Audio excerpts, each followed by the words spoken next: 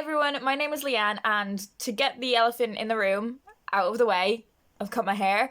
I don't really know what I'm doing with it yet, but I'm figuring it out. I donated my hair to the Little Princess Trust, who are an organisation that make wigs for children that may need them for whatever reason. And if you are planning a big haircut soon, I would highly recommend you doing the same. I will leave them linked down below in the description. But anyways, today I'm going to be telling you about all of the books that I read in May. I have 10 different books to talk to you about, so I'm just going to jump straight into it. And I'm going to start by talking to you about the 3 books I read from the Women's Prize for Fiction shortlist. I'm only going to talk about these 3 briefly because I did a full video where I spoke about my thoughts on the entire shortlist. So as I said, just going through these ones very briefly, the first of them is The Silence of the Girls by Pat Barker. This is a retelling of the Trojan War, which retells much of the story from Briseis's perspective. I thought this book was really well written. It was in a writing style that I really appreciated, with some dialect from the north of England. I thought possibly too much of this book focused on Achilles, and in many ways I felt this book didn't know exactly what it really wanted to be, but I still really enjoyed reading the story. I just kind of wish the end point of this novel had been like the midway point. I also read Milkman by Anna Burns. This won the Man Booker Prize last year, and this is a novel that is set in Northern Ireland during the Troubles, although the way it is told feels quite akin to a dystopian novel. I felt rather intimidated by this book because I had heard so many people say that it was difficult, and while it is written in this stream of consciousness style, and there is a little bit of dialect in there, I didn't really struggle with it in that way. I thought this book was really funny. It had a lot of themes in it that I found really interesting, so like the themes of the politics of Northern Ireland, but also what it's like to be a young woman and developing a sense of self and understanding what situations you have power in and which situations that you don't have power in. This was probably my second favourite book from the women's shortlist. My favourite book from the shortlist was one that I also read in May, and that was An American Marriage by Tayari Jones, which is the book that went on to win the prize, and I am so happy. This book is set in the southern states of America, and it follows what happens to a relatively newly married couple, a man and a woman, when a man is falsely accused and imprisoned for rape. There is no doubt in his wife's mind or in the reader's mind that he is completely innocent, and I really appreciated how that was made crystal clear while also not painting the woman who was attacked as a villain. I thought that was balanced really well, and much of the novel is told through letters, which is something that I really enjoy in books as well. The symbolism in this book was wonderful and powerful, but understanding that symbolism isn't necessary to understanding the plot, and I think that was really powerful storytelling, and it is what makes this story so accessible to so many different kinds of readers. It's a book that I just want to push into so many people's hands, and it is about such an important topic as racial injustice and prejudice within the American justice system. So sticking with fiction but moving away from the books that I read for the Women's Prize, I read The Jungle by Puja Puri. Now this is a novel that is about 2 teenagers who are in a Calais refugee camp. We have Miko and Layla, and I thought they were both really well crafted characters, and I think the friendship that blossoms between these characters really made sense. Miko is a lot more cautious and sensible than Layla is. I think Layla is seen as a bit of a loose cannon in many ways, but you see as the story progresses they both bring out different sides in each other. Layla begins to think about things a bit more carefully, whereas Miko is he's becoming a lot more willing to take risks. You see how their circumstances change throughout the course of the novel, and that begins to shift what they are willing to do in order to be able to survive. There's some really striking and powerful language in this book, and I think I'm really glad that this book exists because it shines a light on such a difficult experience.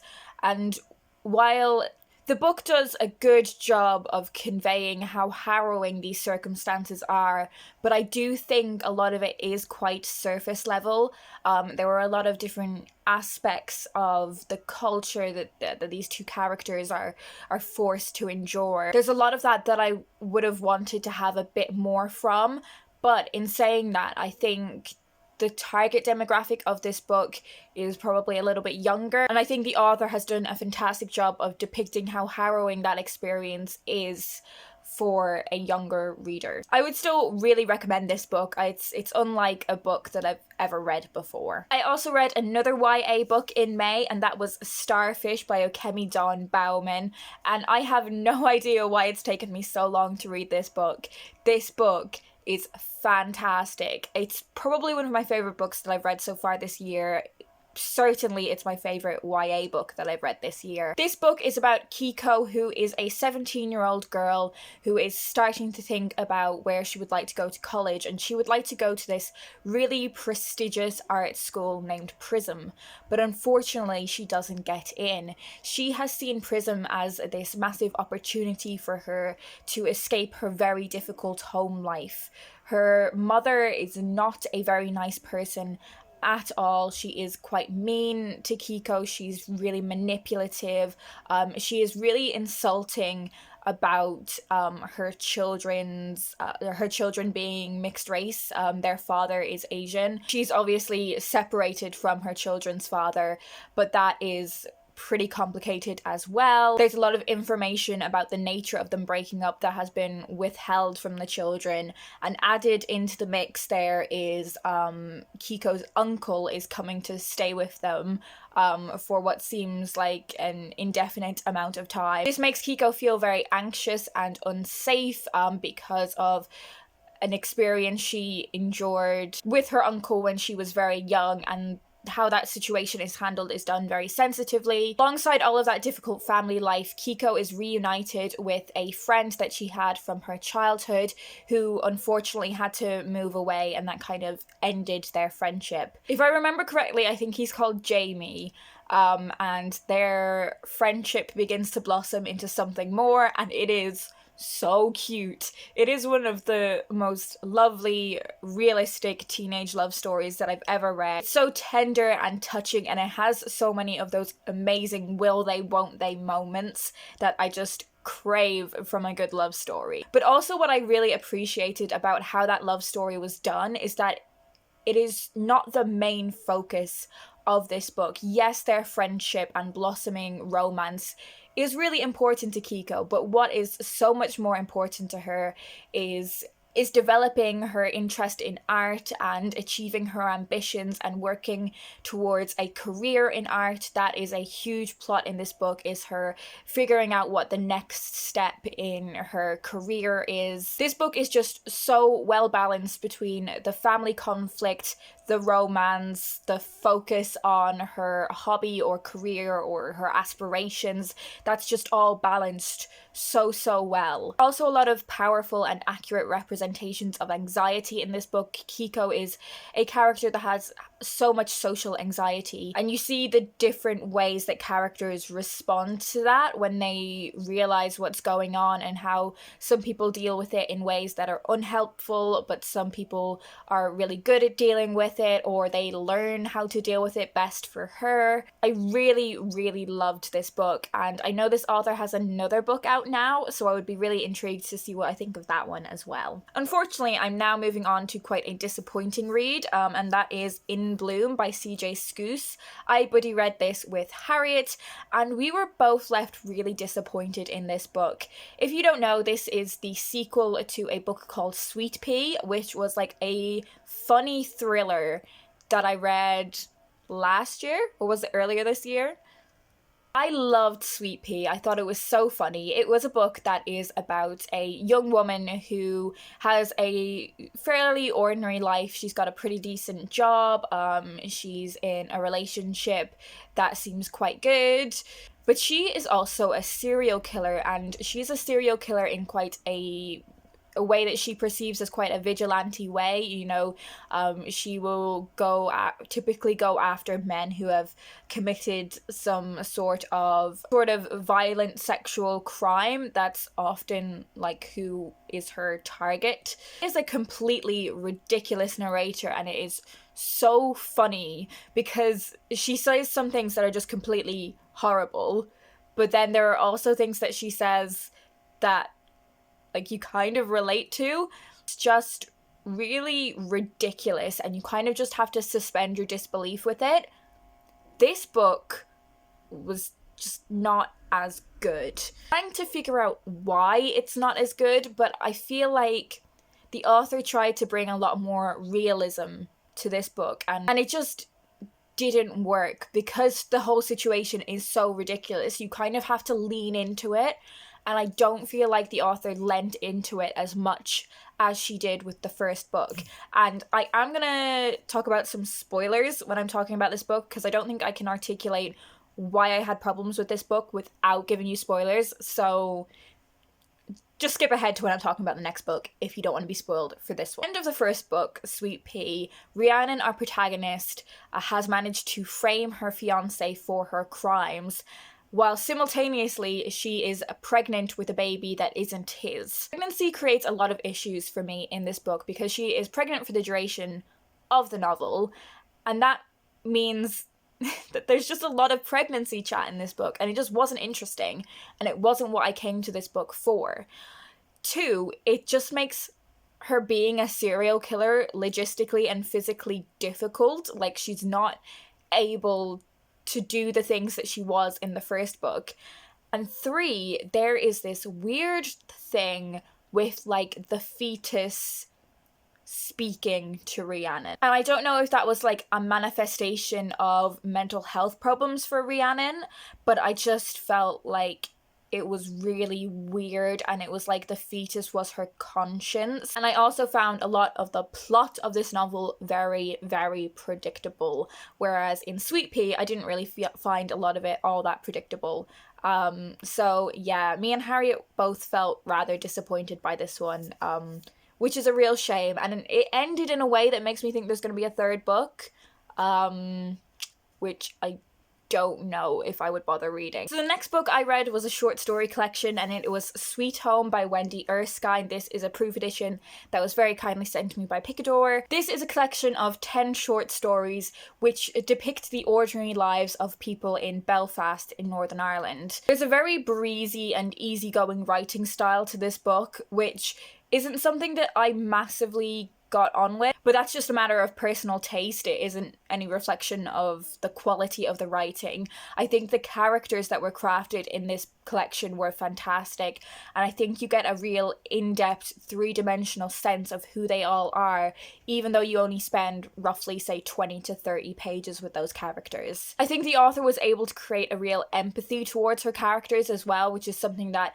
I really appreciated, and I think she talks about her characters in a way that makes their ordinary lives seem so important and powerful, because in their own stories, of course they're the most important people there are in their own stories. My favourite story in this was one called Last Supper, which is about an employer who is covering for 2 of his staff members who had sex in a public toilet, and I love that story so much. I thought it was so good, and it felt so authentic and honest. Beyond that one story in particular, I didn't think any of the other ones were massively memorable, but I don't think that's a real issue. Not everything you read needs to leave you thinking months and months later. And in terms of the writing style, I think if you are someone who didn't get on with Milkman, so someone who may have been interested in the themes of Milkman but didn't really get on with the writing style,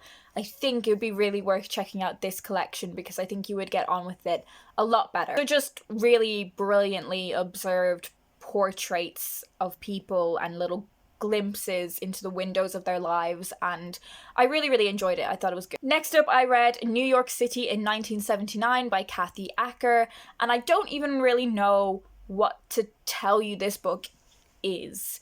I don't know what genre to put it in. I don't even know how to describe the content. It's a collection of thoughts and brief stories, pieces of dialogue, and there's pictures in there. There's explorations of what feminism is, and there's exploration of the LGBT plus community and what it's like to be queer, elements of existentialism. It engages with like the punk movement. There's a lot to do in here with thinking about sex in quite a critical way, or posing ideas about sex that prompt you to think about it in a critical way. And I think a lot of the ideas that the author was putting forward in this book, or feelings that she captured, were ones that really resonated with me. And I think if anything that I have said has piqued your interest in this book even just a little bit, then I would recommend reading it, because the blurb was just really what grabbed me about this book. And it was a tale of art, sex, blood, junkies and whores in New York's underground. And I think if that appeals to you, then it's exactly what it says on the tin. For such a short little book, I got a lot out of this one. Moving on to some poetry, I read Salmody by Maria Apicella. If you watched my Try a Poem tag, this was the book that I selected from that video, and I was not disappointed in this. This is a poetry collection that has a narrative that runs through it, and it explores the romantic relationship between a religious woman and a man who is an atheist. And it follows the ups and downs of that relationship, the turbulences that you would have in any relationship, but also in that particular situation where one of you is religious and one of you isn't. While it's engaging with religion in that way, it never feels preachy at any point. It really is just a beautifully human story, and I really connected with it at a lot of different moments. I loved the use of subtle sound effects in this collection. I thought they were all superbly done. The poems in this collection don't have titles, they're just numbered, and the ones that I particularly enjoyed were 6, 54, and 67. There is so much technical skill in this poetry collection. You don't even really notice it's there because it's so superbly done. And the final book I'm going to tell you guys about was my non-fiction book for May, and that was The Moment of Lift by Melinda Gates. This is again a proof copy and is published by Bluebird, who are quickly becoming like my favorite non-fiction publishers, or amongst my favorite non-fiction publishers. This is Melinda Gates' memoir. She is one of the founders of the Bill and Melinda Gates Foundation, which is an organization focused on philanthropy and improving the lives of people who haven't had as fortunate circumstances as many other people. It follows Melinda's journey from her early life and her early career up to the point she is at now, where she is working with a number of different groups of people in order to improve the lives of women in particular across the globe. And I think I found it really interesting following her along that journey and being introduced to the people that changed the way that she thought about things, and opening her eyes to some really difficult circumstances that, because of her immense privilege, she was perhaps blinded to. One thing I really appreciated about this book was how well backed up everything she was saying about gender equality and taking care of women's health, how she was able to back that up with proper studies, and how women's lives have changed and how the globe as a whole improves when these women are empowered. And running through this book is this idea of lifting other women up, and that's something that I try my best to do in my own life as well, and it was really empowering in itself to see her doing it on such a large scale while remaining very humble about what she's done and recognizing the immense privilege that she has. It's really a manifesto on how we can change the world, and I really, really appreciate this book, and it's written fantastically. So that's it. They are all the books that I read in May. I will leave them all linked down below in the description in case you want to check any of them out and find out more information. Do leave me a comment down below and let me know if you've read any of these books and what you thought of them, or let me know what you're currently reading. I'd love to have a chat with you down below. Anyways, that's all I'm going to talk about today. I hope you guys are doing well, and I will talk to you in my next video.